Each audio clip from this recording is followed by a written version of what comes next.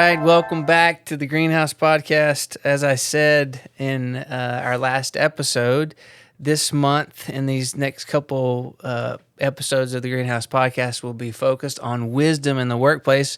We are in the middle of a series at our church called Project 31, which is a look at the book of Proverbs and how we can walk in wisdom and walk in peace. And so today I have with me Mike Prokop. He and his family have been a part of our church now for 4 or 5 years, November I think. of 20. Crazy. Yeah.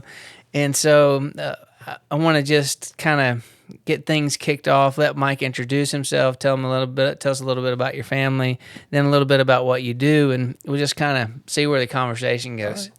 Perfect. So, yeah, Mike Prokop. My wife's name is Candace. I have a daughter named Ryan, who is from my practice marriage, so my first marriage. She lives in Chattanooga, finishing up school down there. And then Candace and I have Chatham, who's 10, Ellington, who's 8, and Easton, who is 6. And, so good. Yeah, it's so good.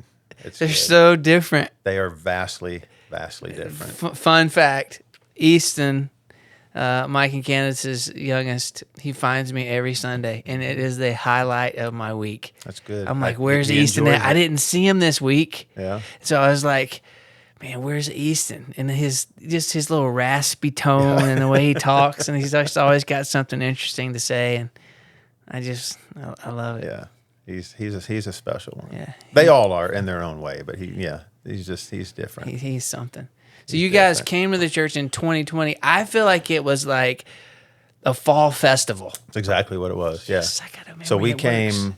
I can't remember if we came to the fall festival first, or if I came to the men's group first. They were in the same. How did you get even like Eli. okay? Yeah, it Someone in was- your neighborhood invited you, Correct. basically. Yeah. Yep. So Eli invited me. He and Liz were over having dinner one night or something, and we were just talking about. And it was more Candace talking about we want to be more involved. Like the church we were at, we just didn't feel like we fit in. Yeah. I mean, we went there for 3 years or almost 4 years, and then he mentioned there's this men's group. I don't know if he lied to me, but he said there's a men's group I go to. Turns out he showed up that day with me, and it's like y'all were like, "Why are you here?" Because he never shows up. But yeah, I came to the men's group, and then I went home afterwards. I'm like, Candace, we got to go. Like, this is where I don't know if we need to go to this church yet, but I'm going to start going to this thing because I'd never heard a pastor talk like that. Just very matter-of-factly and not pull any punches, be as real. So it was pretty cool. And then the fall festival, the kids, they had a blast. Yeah. Yeah. We still have videos of Chatham trying to dunk that basketball. And that was like when we were at 220 Town Center, right? Town Center. Call that like the Cracker Jack box. Yeah, it was. Ceilings were like 8 feet tall. Yeah. And that's the first day we were there. It was before, I think, anything was taken over in the adjacent buildings, because there was a partition right with a curtain that was like the kids area over there, and it got rowdy. Oh, it was loud gosh. in there. People that have made it along the journey and stuck, it's been quite something. Yeah. You know what? But it hadn't changed that much. No, It really hadn't. that's really cool. So, to talk a little bit about like just maybe your faith journey and like, even like where you are. My experience is only the last, I guess, we're working on 6 Almost years now. 6 years, yeah. That's the Mike Prokop I know. Yeah. But I know that you had faith experience early on, and there were different maybe seasons and expressions of it. But like, yeah, there's I grew up Catholic-ish. It wasn't even CEOs. I mean, Right. it was. I'm convinced we started going to church so we could play basketball for the church. That's. I remember going to church a little bit as a kid, but it was more with friends. So when I started going to church with friends, whether it was, I had a good friend of mine who was Catholic, and I went to mass with them two days, two Sundays a month. And then I started going to a couple of different churches. This is in Mobile, Alabama. And, started going to, one of my friends was Presbyterian, one was Baptist. So I got introduced to those. And then we moved to Kennesaw, Georgia. And then a good friend of mine, I think they were Methodist. I can't even remember. But I started going to their church with them. And then went to a summer camp, a youth camp. And I think this was in 1990, maybe 91. And just had that experience that so many kids have, and don't even remember walking up onto this stage, but ended up on this stage and asked Jesus in my heart, and just gave my life to him. Yeah. That was in 91. And then had a good, I say maybe a year run, while I was really close to the fire. And then, things fell apart a little. My friend that introduced me to church and took me to the church camp, turns out he wasn't the person I thought he was. Sure. And then also my identity was so wrapped up in being an athlete and sports and all that stuff. And, it was really hard, as most people know, being a new Christian, a new believer with a family that wasn't, a friend group that wasn't, and just kind of this separation started. So I kind of eased back into, the old way, and never forgot about Jesus, never forgot about God, but didn't have a relationship for a number of years. Right. Even through college and even, playing baseball and, even, all that stuff. Even in my first marriage, would go to church and stuff like that, but just didn't have a relationship. Yeah. And then, that brings me to, when Candace and I, we met and then got married and just, we wanted to have kids right away. I mean, that's, been married almost 11 years. We have a 10-year-old. Right. So we, right away, we're like, we want to have kids because we weren't getting any younger. Sure. Obviously. You look young. Yeah, I feel young. I'll take the compliment on looks, but I definitely feel that way. And then, so we decided we want to go to church. So we bounced around a few churches and then landed over at Wellspring. And then it wasn't until it was January of 20, and this kind of goes into my cancer story and, diagnosed with cancer and end up in the hospital and, with pancreatitis and just all of those things. And we can get into that as much as we want, but that was where, everything kind of changed when, I end up in the hospital with pancreatitis and they still don't have a reason why I got pancreatitis. They can't definitively say. They thought I was an alcoholic just because, like, the first 30 minutes of me being in the hospital, they wanted me to go to a detox area because my lipase levels were like 27,000 and they're supposed to be 500 or so. And the doctor's like, the only time we see this is with alcoholics. I'm like, but I am not, like, I convinced him I wasn't, right, and got to stay. But, God put me in that room for a reason. And I don't even think it was to find the cancer. It was to find me. And that's, I look back at all the things, all the things that led up to that health moment. Yep. And it was all him in the background, even though I wasn't looking for him. Sure. He's pulling on me the whole time. Yeah. So it was pretty cool. That's awesome. Yeah. And so you have done, as it relates to business and career, a few different things, I think. Maybe you could just talk a little bit about that, and then we'll talk more specifically about, how your faith really guides and impacts what you do. Yeah. Because I think there's, for every believer, just the kingdom of God's meant to be integrated and not like, this is my work life, this is my family life, this is my spiritual life, because we'll all stand before the Lord and give an account for different things. The scripture says, if you're a teacher, you'll be judged a little more strictly, which I get that. But I don't believe there's this separation between secular and sacred. I don't think that my job is more significant than yours. And I think if we can all bring glory to God and good to humanity through what we do, it's a platform, to speak to something that's greater than ourselves. And so maybe talk a little bit about the paths that you've been on related to business or career. Yeah, I mean, I kind of had three distinct careers. You know, I don't even know. I played professional baseball. I don't even know if I can call it a career. I mean, you got to count that. It's Right. gotta count it for was something, 3 right? years. I don't think it was a career, but it was Hey, definitely a fun season and, Yep. and a fun the time. Mets, right? It was the Mets, yeah. And so after that, I stayed involved in baseball, and then I did pitching lessons and helped start a recruiting service for high school kids, and helped them find the right school to go to and all that, and was really involved down in East Cobb in Georgia at East Cobb baseball.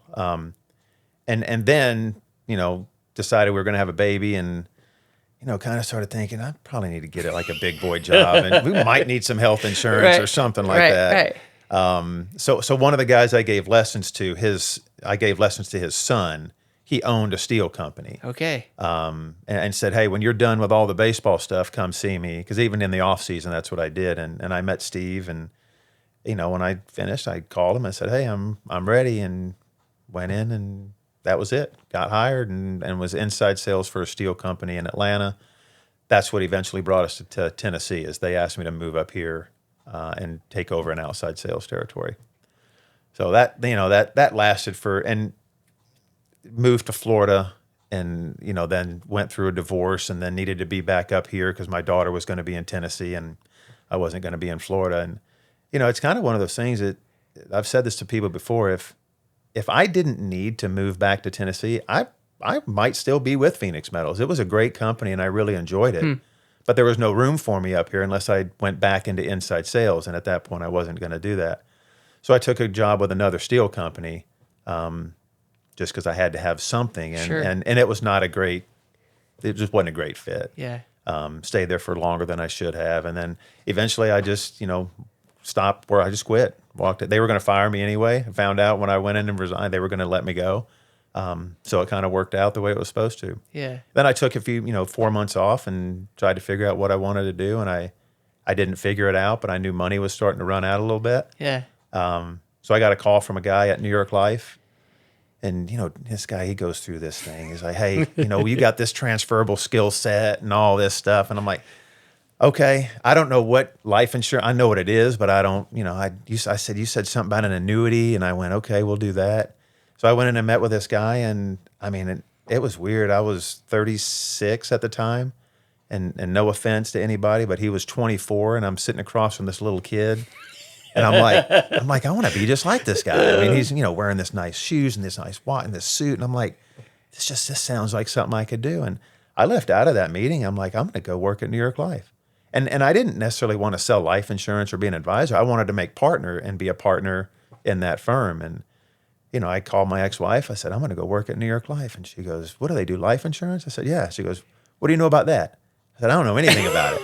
She goes, okay, what are they going to pay? I said, they're going to pay me anything. It's 100% commission, and which was obviously pretty scary. So awesome. But, it worked out. I made partner in 2 years, and then, my advisory career kind of started from there. And then I moved over to Strategic Financial Partners in 2018, helped run that office, and then build my practice. And at the end of last year, I resigned from my vice president role, and now I'm just with my partner, and we just run our practice. It's so cool.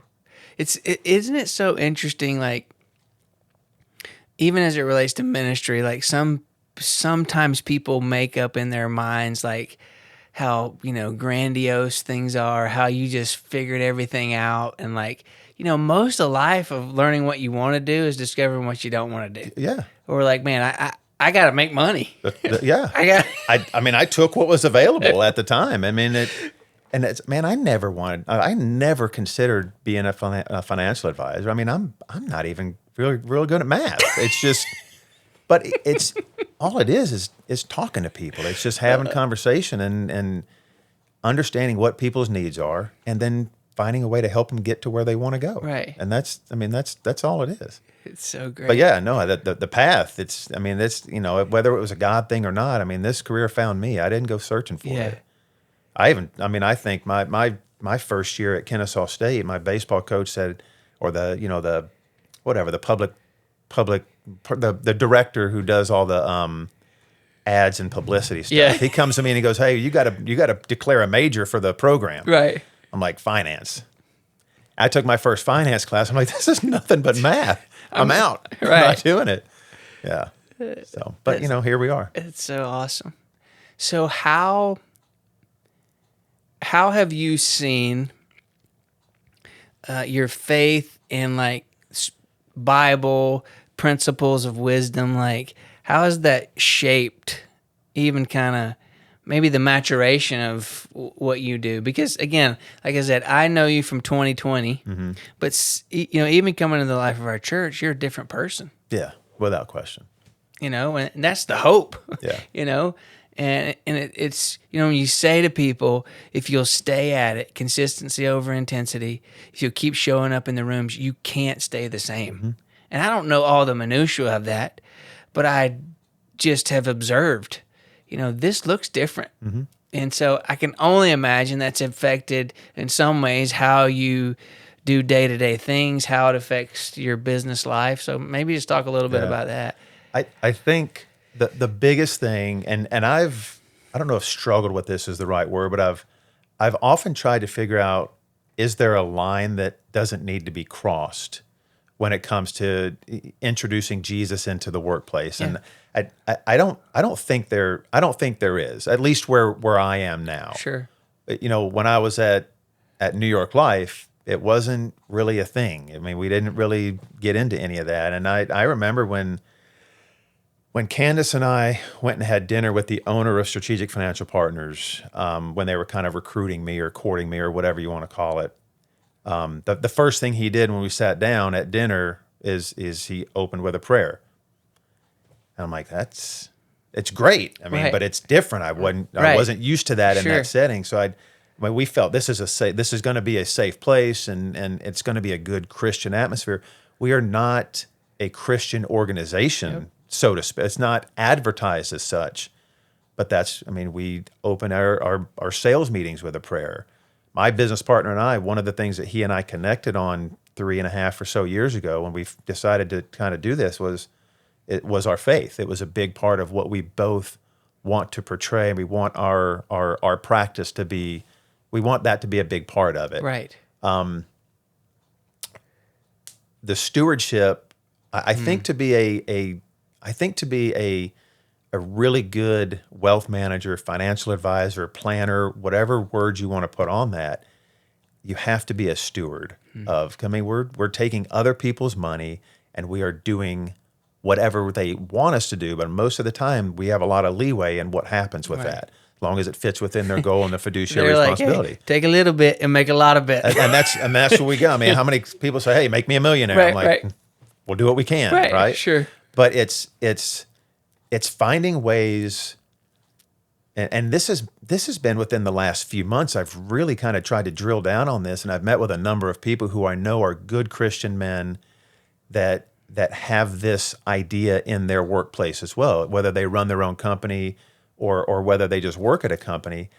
But having a Jesus mindset while you're in the room, and that it doesn't even have to mean talking about Jesus all the time. Thank you. It's just loving on people and meeting people where they are, and actually just caring about them. So I do my best. I'm not perfect by any means, and I don't think I'm supposed to be, but to reach out to clients when things happen, just to check in on them and see how they're doing. It doesn't even have to be about their money or anything else. Yeah. Just let's talk and let's get to know each other, and let me help understand what's going on in your life.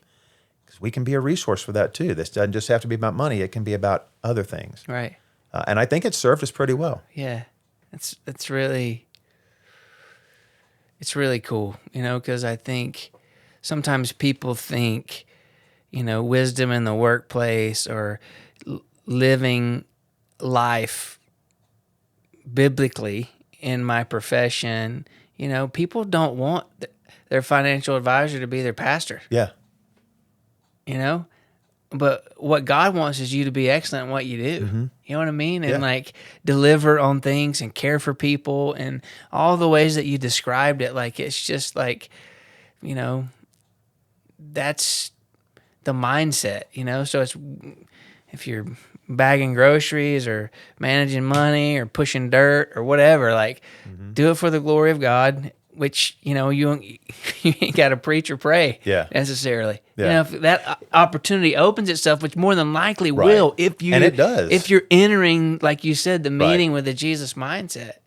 Yeah, I mean that, and being open to have that conversation is something I've gotten much more comfortable with, and I think that's the biggest maturation I've had, not just in the workplace, but just in general. Right. I mean, even today at breakfast, I mean, I can't remember. Was it Les that gave us the idea that ask the server if what you, and I still do that. I did it this morning, and I've not had anyone say no. I'm not letting you. Everybody has something that can be prayed for. Yep. Everybody does. But it's recognizing those opportunities and being able to do that. I think about the parable of the 3 talents, and it's what you're talking about. You're a pastor, but I shouldn't. You're in that vein all the time. Yep. I'm not in that vein all the time, but I have the gifts that God has given to me, and if I'm not using them for His glory, right. What are we even doing? Exactly. So, I mean, sometimes I wish I could talk like you about the Bible. I wish I could do all those things, but it's just not the gift that I have. Right. But I take the things that I have, and I'm doing my best to steward those the right way. And it's the principle of, like, from a leadership standpoint, people call it influence. Bible would call it dominion. Mm-hmm. It's the area of, you have a kingdom. Right. God's called us all, and the area that we have say over, that's our domain, that's our kingdom. And when we submit that under His greater kingdom, and we realize, man, divine flourishing can happen when I use what God's given me in this sphere for His glory and for good for people. And I think it's just really cool. I wanted to ask you, as we kind of like land the plane, you have been an athlete most of your life. Very disciplined person. Yeah. With lots of different things. And, the verse in my college dorm room was from Proverbs chapter 13, verse 4. The sluggard craves and gets nothing, but the desires of the diligent are fully satisfied. Georgia slang would be the lazy person shouldn't expect anything, but the person who puts their hand to the plow and stays at it, the person that gives continued effort, is the person that will reap. How have you seen diligence and effort affect, even what you've done with business? Yeah, I think you mentioned it earlier. It's showing up, and I think you talk about the rungs of the ladder, and I mean it's near the bottom, but it's an important one. You got to take the first step, and you got a problem. Don't you have to take the first step. So that's where I was for the longest time, and I'm still relating this back to my faith journey and my walk with Christ. Is I just showed up and stayed as close to the fire as I could, and the men's group is a big part of that, and when we talk about Jesus in the workplace, and there's so many places that are because a lot of men in particular, we need an outlet. We need somebody to talk to, and we have that with our church. But there's people who are not involved in a very, I don't know if the right way to say it, a great church that doesn't have a community of men, because most of them are led by women. Ours seems to be the other way, which is very unique. But there's all these organizations where men in the workplace can go and talk and meet with other men and create these groups. One's called Search Marketplace, C12. I just met with one of the ambassadors from C12 this week. There's so many things that people can do, but it's being diligent to find those opportunities and give yourself and that avenue to be able to talk to those folks. Yeah, it's still a journey. I mean, I'm still working on it, but trying to figure out. I'm very process driven. My process changes, but it's still process driven. Yeah. And being diligent in the Bible. I just got Jesus Calling because I saw on a podcast that that's what they do every morning. So I'm like, I'll try that too. Yeah. I'm just trying all of it. This is what's so cool, though. I think I've said this. I've been in ministry now for over 25 years, probably vocationally, and some of the best disciples of Jesus into the things that I've like had the opportunity to lead throughout my time as a pastor have been athletes. Mm-hmm. Athletes get discipline, and you bring that into your walk with Christ. And I think it's one of the things that's been cool just from a distance, like knowing you, the things that you try. Yeah. And it's like there's not a silver bullet, and some things are different for different seasons of our lives, but that continued effort, I preached from it this past Sunday, 2 Peter chapter 1, make every effort is what he said. Make every effort to add to your faith these things. It's the diligence piece, and it applies in every sphere of life, especially in the area of business. Yeah. Well, and I have always been, and I just think I'm always going to be more of a ready, shoot, aim kind of person. I don't toil over minutia. Let's get it done. If it's the wrong thing, I'll figure that out too, and then I'll learn from that, and then maybe we'll hit the right thing. It might be 3 or 4 things down the road. Right. But it's just staying active. Yep. It's not being idle. I think sometimes we're just too idle. Mm-hmm. And we have an idea of what we need to do. We just don't do it. Just get moving, just right? do it. It's so interesting. I heard a guy say, when you look at the scriptures, Jesus found people that were moving. Yeah. People that were already doing something, people that were in motion. That's who heard, that's who felt, those who saw. So it's this principle of like, get after it. Well, you talk about the athlete thing. It's just, I don't know a great athlete that wants to sit on the bench. It's always put me in, coach. Let's go. Find a place to go. It's so good. It makes me think of, dang it, John Wimber. There it is. John Wimber had this philosophy: everybody gets to play. Mm-hmm.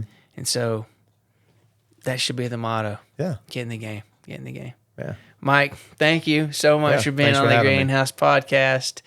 Those that are part of Christ Chapel, when you see Mike, pull him to the side, gut punch him, whatever it looks like. He's ready for it all. Yeah. Wisdom in the workplace. Thanks for sharing your life and your wisdom. Well, thank you. Appreciate it. Awesome. All right.